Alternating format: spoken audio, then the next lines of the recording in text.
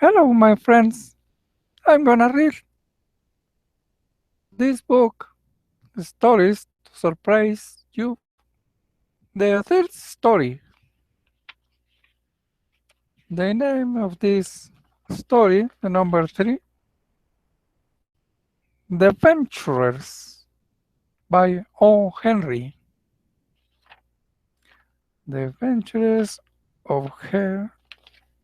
The Venturers of by O. Henry. We can see the picture of this. There are two men in a table in a restaurant, and there is standing at the door is a waiter in the restaurant. So let's begin. The Venturers by O. Henry. John Reginald Forster was bored. He was sitting in his club in New York City, where he usually came late in the afternoon to have a drink before going to dinner. Everything that the other members of the club had to say, and he had no interest in conversation that evening. Billinger, who was well known for his dull stories, approached him and said, "Say, Forster, did you ever hear that story about..." "Often," exclaimed Forster rudely. And he got up and left the room. Forster got his hat and walked out to the street. Billinger would not care that he had gone. Forster felt he had to go away somewhere. He wanted to meet someone who felt as he did. How did Forster usually feel? He was a venturer by nature. New York had prevented him from having adventures. He had gone to many places and known many things, but none of his wanderings had done any good. He knew just what he would find at the end of every street.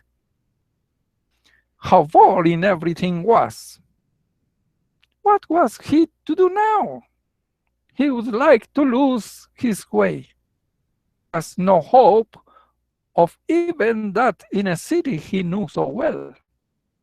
At the end of an hour's walk, Forster stood on the corner of a wide avenue, looking across it at an old hotel, softly but beautifully lighted. He had to eat some time, but it was no adventure to eat in that hotel. He knew it. He knew how delightful the food was and how quick and skillful the waiters would be. The dinner would be perfect, and he was so tired of perfect things. He were to go to some cheap or even dangerous place far downtown, something might happen there. There might be a question without an answer, a surprise for him. But he would need money. He began to search his pockets. If you eat in a cheap place, you must be sure to have enough cash with you to pay for the food. He felt in every one of the 13 pockets, large and small, of his dark business suit. But he did not find a penny. He had a checkbook and a bank book showing more than $10,000 in the Ironside Trust Company. But he had no money at all in his pockets. A man nearby was watching Forster with amusement. He looked like any 30-year-old businessman waiting for a bus. But there were no buses on that avenue. Nothing at all, asked the other man, coming nearer. Seems that way, said Foster. Now, I thought there was $1 in... I know, said the other man with a laugh. I had the same experience myself just a few minutes ago. I looked in my pockets and found exactly 2 pennies. What kind of dinner will 2 pennies buy? You haven't had dinner then, asked Forster. No, but I would like to. Now, I'll suggest something to you. You look like a man who would take a chance. Your clothes look proper and respectable. A waiter would give you a table. And get into a good restaurant too. Let's go over to that hotel across the street and have dinner together. Let's choose like rich men, or if you want to think of it that way, like rather poor gentlemen who are having an expensive dinner for a special occasion. When we have finished, we will toss one of my 2 pennies to see which of us will go to the head waiter and tell him the truth. That we don't have any money at all. My name is Ibs. Fine, said Forster joyfully, happy to share in an adventure at last. My name is Forster.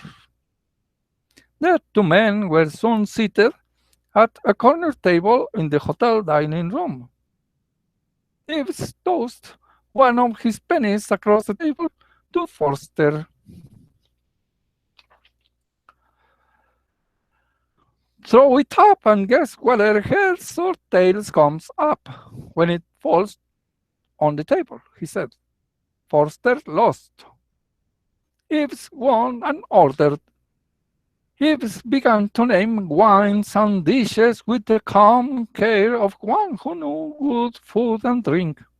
Forster, listening, gave admiring approval to the order. In the soup, Ibs said, I'm a man who has spent his life searching for an unexpected thing. I am not hunting for something I want very much, and I'm not like a gambler who knows that he must win or lose certain things. What I want is an adventure in which I cannot tell what is going to happen. The world now is so dull that there is almost nothing you can begin without knowing what the end will be. I don't want to know anything. I don't want to reason. I don't want to reason about anything. I just want to do something without knowing what will happen next. Stan said Forster with delight. You put into words what I have often felt. I want to take chances on what's coming. Let's have a bottle of champagne with the next course. Good, said Ibs. The restaurant will be even hungrier with you for that. But to return to what we're saying, I have met a true venturers only a few times in my life, who will go on a journey without asking how and where he's going.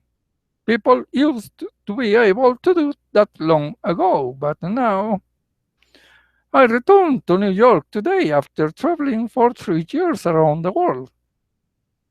Everything is just the way it is here. I've tried shooting dangerous animals in Africa. I know that I can kill them. It feels about as exciting as staying after school to do extra work. He continued, I've tried airplanes, but it's just a matter of wind and engines. Women are an adventure, suggested Forster with a smile. 3 months ago, said Ibs, I was wandering around the bazaars of Constantinople. I noticed a fair lady with a pair of wonderfully bright eyes looking at jewels there. After a while, her servant came near and slipped a piece of paper into my hand. I went away and looked at it. On it was written, "The gate of the Nightingale Garden at 9 tonight." Isn't that the beginning of an adventure, Mr. Forster? Go on, said Forster eagerly. I learned that the Nightingale Garden belonged to an old man, a city or something of that sort. Of course, I was at the gate at 9. The same servant opened the gate, and I went inside and sat by a perfumed fountain with the veiled lady, Myrtle Thompson, and she was a newspaper writer from Chicago. She said that she had noticed the New York look of my clothes in the bazaar and wondered if I couldn't get her stories into the newspapers here. Oh, I see, said Forster.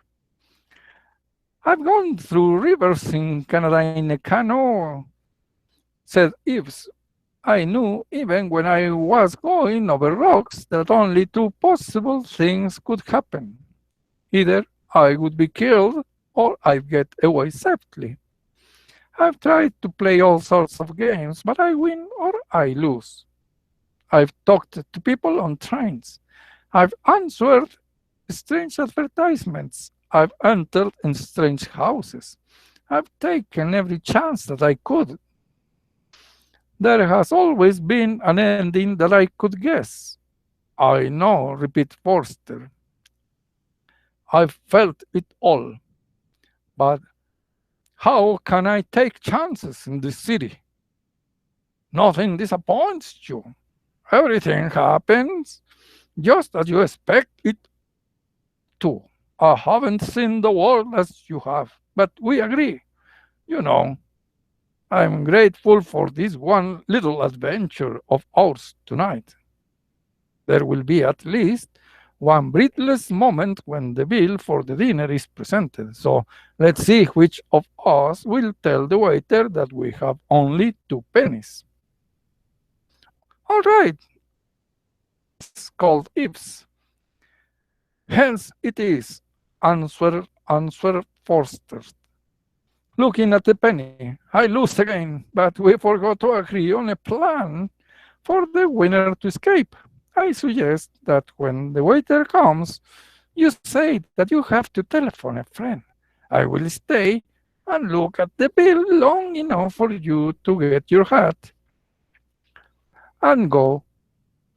Thank you for such a strange evening, Mr. Eves. I wish we could have others. I believe that the nearest police station is on McDougall Street, said Eves, laughing. I've enjoyed the dinner too. Forster motioned to the waiter, who came to the table and laid the bill by Forster's coffee cup. Forster took it and added the figures with care. Eves leaned back comfortably in his chair. Excuse me, said Forster, but I thought you were going to call Grimm's about the play for Thursday night. Had you forgotten it? Oh, said Eves, settling himself more comfortably. I can do that later. Get me a glass of water, waiter. Here when I am arrested, do you? Asked Forster. I hope you don't mind, said Eves. Never in my life have I seen a gentleman arrested in a public restaurant for not paying the bill. The waiter came back with the glass of water and remained silently down at the 2 men. Forster hesitated for a few moments and then took a pencil from his pocket and wrote his name on the bill. The waiter bowed and took it away. You see, said Forster with a little laugh, I have to confess something. I've been having dinner at this hotel 2 or 3 times a week for more than a year. I always send my bills and pay by the month. He added, It was kind of you to stay with me when you knew I had no money, and you might have been arrested too. I must confess too, said Eves. I own the hotel.